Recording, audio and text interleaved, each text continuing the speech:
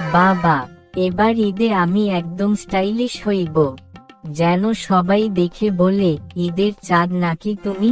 তাহলে আকাশে ওঠে থাকো, দোকানে আসো কেন?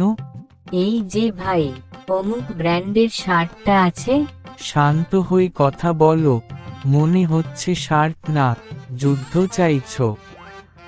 বাবা, এইটা নেই। এই জামায় তো তোমাকে দেখে মনে হবে ঈদ স্পেশাল ডিস্কো বল। আঙ্কেল, এইটা তরুণদের মাঝে খুব ট্রেন্ডি। তরুণদের মাঝে ট্রেন্ডি মানেই পকেটের মাঝে ডেন্ট। এইটা কেমন স্টাইলিশ না? এইটা এত টাইট যে মনে হচ্ছে তোমার রক্ত সোজা চলাফেরা করতে পারবে না। তাহলে আপনি বলেন কি নেই? এই নাও, বাতাস চলাচলে কোনো বাধা নাই, আর কুলিং সিস্টেম ফ্রি।